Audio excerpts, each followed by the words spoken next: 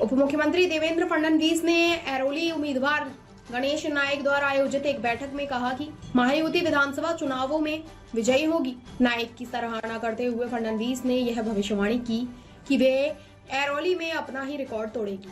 आमची कार्यकर्त्यांची बैठक होती, त्याच्यामध्ये तुम्ही आल्या, नाहीतर 10 वाजेनंतर तुम्ही सभा कशी घेता अशा प्रकारचा प्रश्न निर्माण करून उगीच आमच्यावर आचारसंहितेचा गुन्हा बिना दाखल करू नका। आम्ही घराच्या आतमध्ये इंटरनल बैठक करतोय, पण तुम्ही लोक आलात तर तुमचंही स्वागत आहे।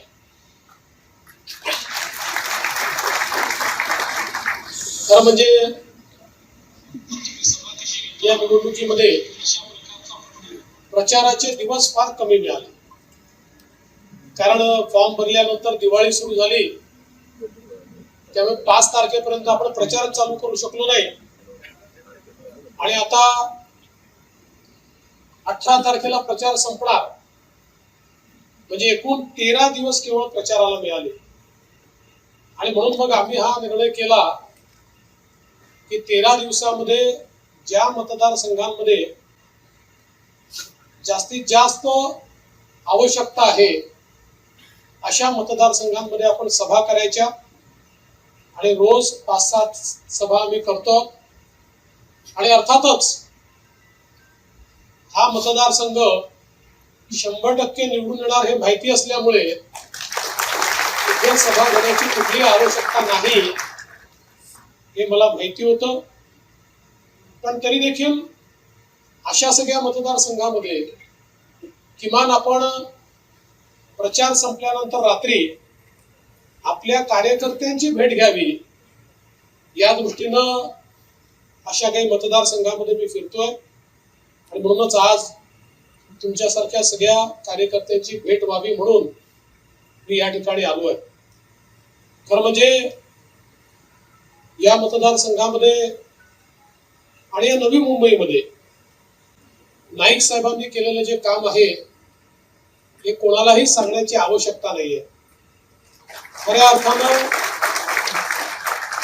नवी मुंबईचे शिल्पकार म्हणून नाईक साहेबांकडे पाहिलं जातं। आणि मी नेहमी पाहतो की मी मुख्यमंत्री असताना असेल, मी विरोधी पक्ष नेत्यांना असेल, किंवा आता उपमुख्यमंत्री म्हणून असेल, या नवी मुंबईमध्ये कुठलीही गोष्ट ही जर जनहित विरोधी आहे असं नाईक साहेबांना वाटलं तर ते प्रचंड अस्वस्थ असतात।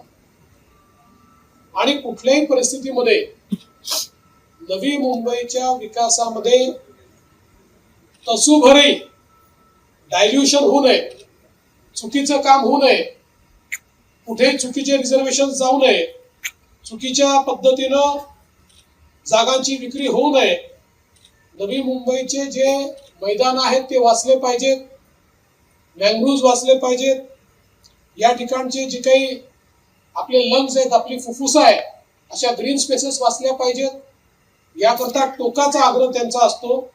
आणि त्याकरता पडेल ती किंमत देऊन संघर्ष ते करत असतात। आणि म्हणूनच मला असं वाटतं की आज नवी मुंबई हे शहर देशातलं एक अतिशय उत्तम आणि सुंदर शहर झालंय। याचं कारण अशा प्रकारचे नेते या शहरामध्ये सातत्याने लक्ष ठेवून असतात आणि या शहराला एक दिशा देत असतात। महानगरपालिकेच्या माध्यमातून, राज्य सरकारच्या माध्यमातून सातत्याने त्यांनी ही दिशा देण्याचं काम केलंय। आणि म्हणून मला विश्वास आहे की याही वेळी आधीपेक्षा आजपर्यंत त्यांनी जी काही मॅक्सिमम लीड घेतली असेल, जो साहेबांचा रेकॉर्ड असेल, स्वतःचाच रेकॉर्ड यावेळेस तोडतील आणि प्रचंड मताने निवडून येतील। आणि नवी मुंबईमध्ये आपली जी बेलापूरची जागा आहे, ज्यावर मंदाताई म्हात्रे आपल्या उमेदवार आहेत, त्या ठिकाणी देखील भारतीय जनता पार्टी पूर्ण ताकदीने लढते आहे। आपले सगळे कार्यकर्ते कामाला लागलेले आहेत आणि मला विश्वास आहे की या दोन्ही जागा भारतीय जनता पार्टी निवडून येईल आणि 100% निकाल नवी मुंबईचा हा भारतीय जनता पक्षाच्या बाजूने असणार आहे. आणि त्या दृष्टीने निश्चितपणे आपण सगळे कामाला लागलेले आहात.